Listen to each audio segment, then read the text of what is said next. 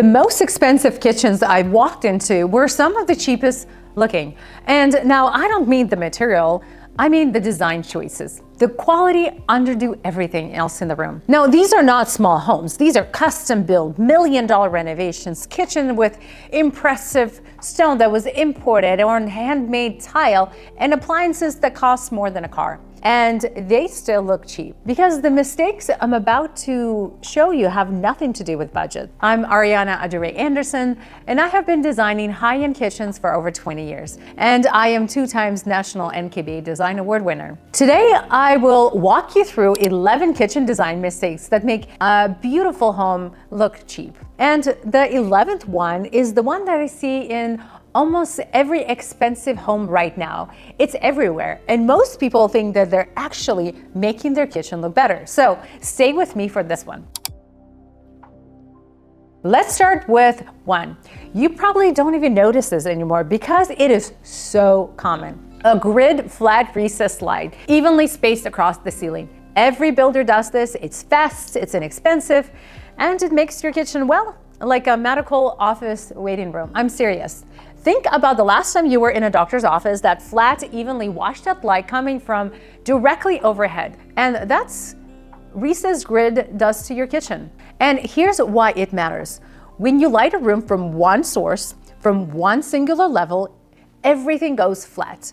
No depth, no warmth, no visual interest. Your countertops loses their texture, your kitchen cabinets loses its shadow line, and your backsplash, which you probably spend a lot of time choosing, well, it looks like one-dimensional.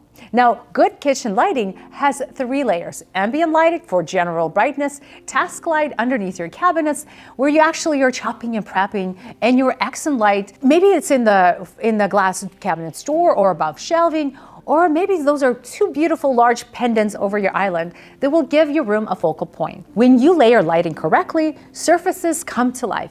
Materials show its texture, shadow gives room depth, and the whole space feels like someone actually thought about. When you use just one flat grid ceiling cans, your eye tells the story that no one even designed this room. Someone just lit it. And that's really never the message you want to send in your kitchen design. Now, this one, I know that you're going to say, it's convenient, it saves counter space, or like, hey, it came with the house. I hear you. But a microwave mounted over your range or on the top cabinets is the fastest way of making your kitchen look like a builder-grade spec home. It doesn't matter how much you end up spending on your cabinetry. It doesn't really matter about your backsplash, or even it doesn't matter if it's a professional range underneath. That bulky microwave sitting right at your eye level, with that grid and that little digital clock that pulls the focus from everything else around it. It becomes a visual anchor, and then it becomes a visual anchor for your entire kitchen. And that's really something that you don't want to do. The fix is really straightforward. Microwave drawer, or maybe you put it in the lower cabinet, potentially in a panel cabinet that conceals the microwave. For some of our clients, we put it in a butler kit pantry or in a beverage station just outside the kitchen. You still have your microwave, you still can use it every single day, but it's not the first thing you see when you walk into the room. Now, tell me in the comments below, where is your microwave right now? Be honest, no judgment. I just want to know of how many of us are still living with this one. This one is huge. I could talk about it for hours. Your island is an anchor for the kitchen. And this is where people gather, this is where you prep, this is where you host. And it's really the first thing that your eye goes to when you enter the room. Now, when the proportions are wrong, the entire kitchen feels off. And I see it often in every price point. Either the island is too large and crams everyone into a space where they can barely walk through, bumping into each other, where drawers can't open properly, and even between the spaces, it kind of feels like a hallway on the airplane. Or the island is too small. It kind of floats there in a large kitchen, like a piece of furniture that accidentally wandered across from another room and looks lost. It looks like an afterthought. I walked into a consultation last year, beautiful home, really well done everywhere else, but the island was 11 inches too long. 11 inches, like that's it? The homeowner told me that she felt like the kitchen was too small, and she thought, well, maybe she needed to knock down a wall, or maybe we should do an addition. Her kitchen wasn't too small, her island was too big, and that's it. We redesigned the island, shortened the length just a few inches. Same kitchen, now same wall, same square footage, and yet the room felt completely different. Here's the guide. You need minimum of 42 inches of clearance between working sides of your island. Now, you should probably plan for 48 inches, is going to be even better if you have a dishwasher that opens or an oven. And the island itself should not take more than a third of your total kitchen floor space. When proportions are right, your kitchen breathes. You move through it without even thinking. It feels bigger without even changing anything. Proportions are free. They cost absolutely nothing to get right and everything to get wrong. I want to be really clear about something first. There's absolutely nothing wrong with engineered stone or porcelain slab that mimics marble. The technology has come a long way, and some of these products are genuinely beautiful. I use them in my projects. They perform even better than natural stone in some applications. Now, the problem is not the material. The problem is when it's everywhere. Marble-looking countertops, marble-looking backsplash, marble-looking water flow edge, marble-looking floor tile. All the same pattern, all the same veining, all the same product line. This is what your brain does with this information. Natural marble is inconsistent. Every slab has a different veining, different movement, different character, and your eye expects that variation because it's real stone. When you cover the entire kitchen in the same repeating vein, your brain catches it. It registers that symmetrical repeat. Something feels manufactured, even if you can't put your finger on it or why. You just sense it. There's actually research about this. Studies in visual perception show that a human brain is extremely sensitive to repeating patterns in natural material. We evolved to notice that something in nature doesn't look natural. There's a simple fix. Mix material. Let your countertop be one thing. Your backsplash, completely different. Your floor, totally different texture and tone. High-end kitchen have material contrast. Stone next to wood, matte next to polish, smooth next to texture. That's what makes it feel collected and real, not a surface that is copied and pasted across the entire room. What's your take on manufactured marble? Do you love it or are you completely over it? Tell me in the comments below.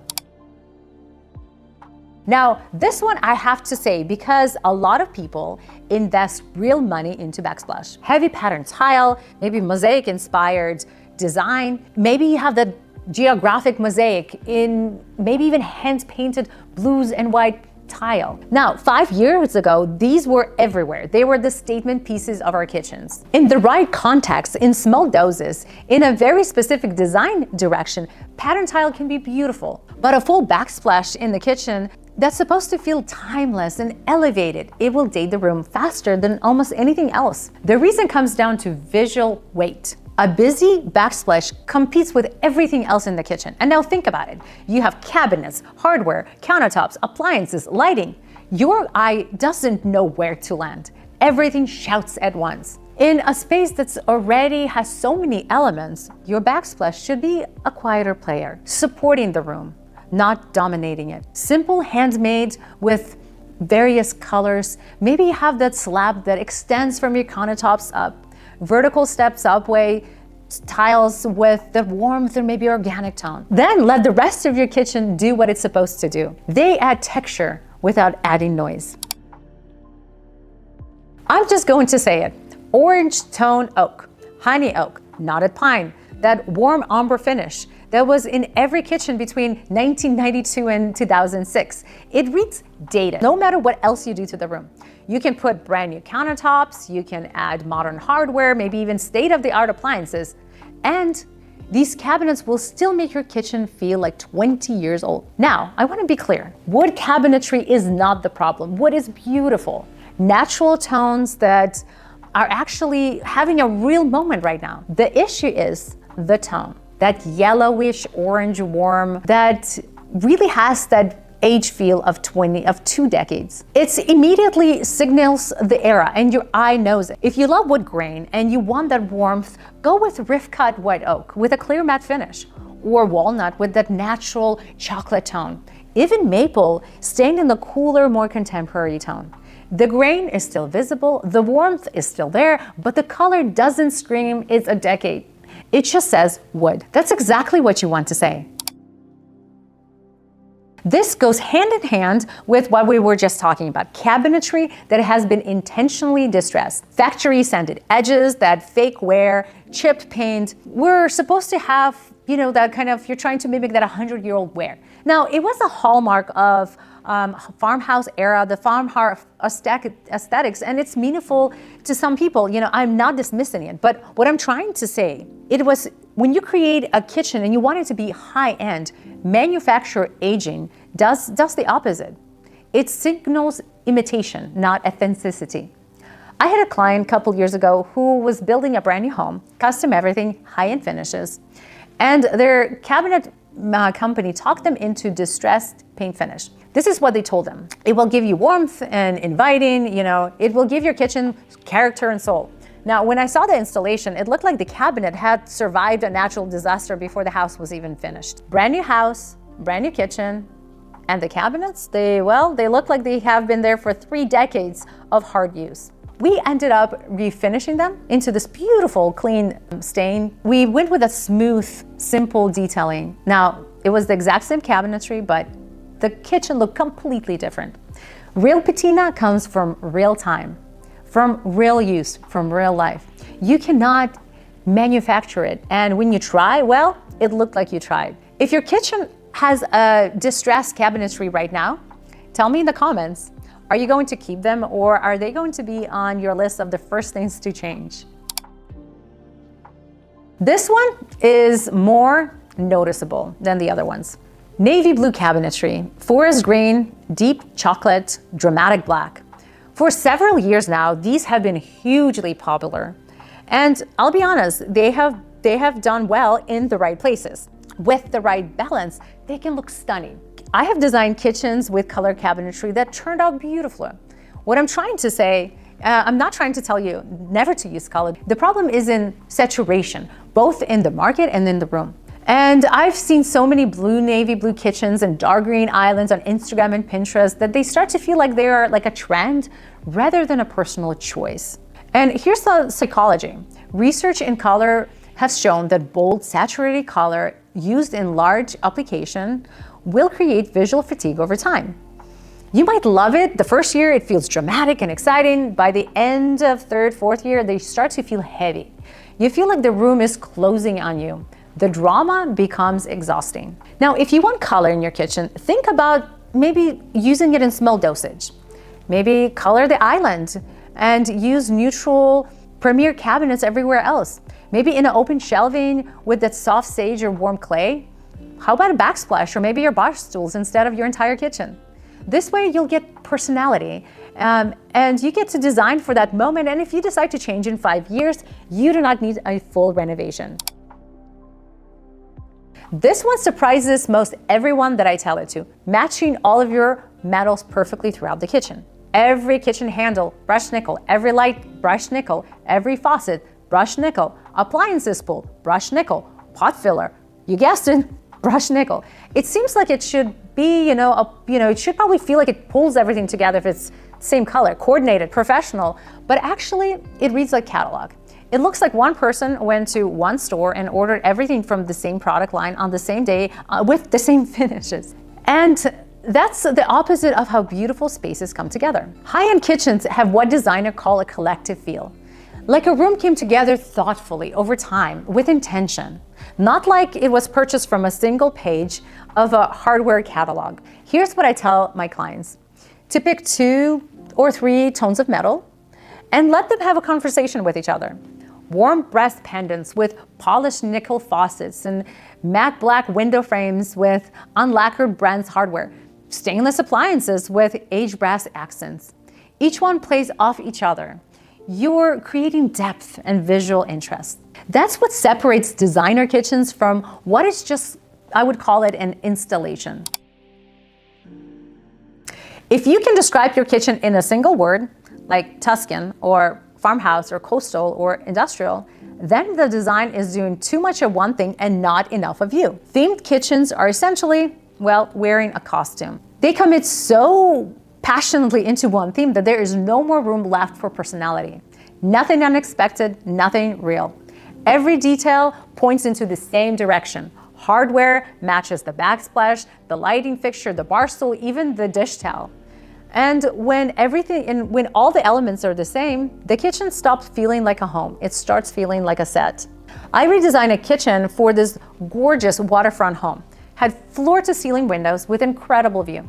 Now, the previous owners have gone full coastal. Their cabinet handles with their shiplapped walls everywhere, lighthouse accessories on every single surface, and sea-shelf tile, and even a driftwood chandelier. Now, the new owners, they loved the water, they loved the location, and this is why they bought their home. But the kitchen felt like it belonged to a seafood restaurant, not a family. So we gutted everything, and we used natural materials, clean lines, quiet tones, and we let the view be there, visible through those incredible, beautiful windows. And the only coastal element was the view in the room. The kitchen went from themed to personal. It went from looking like a vacation rental to being the heart of the home. Your kitchen should reflect how you live, not the aesthetic that you found in a design app or something.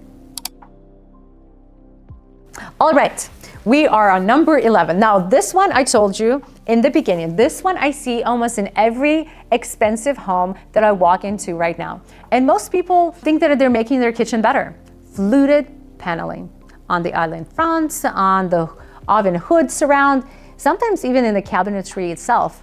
It's everywhere right now, and I completely understand. It adds that texture, dimension, that vertical rhythm, and the photos of those kitchens are gorgeous. But near a cooking zone, fluted paneling, it's a nightmare when it comes to cleaning. Every single groove collects grease, every channel traps dust, every ridge catches the cooking spray when you will see when the light hits in the right angle. And unlike the flat surfaces that you can just wipe down in 5 seconds, fluted panel requires detailed cleaning between every ridge, every time. I had a client who installed fluted panel on her island right next to the cooktop, and within 6 months, they were asking to replace them. Now, in a bathroom, beautiful. In a mudroom, sure.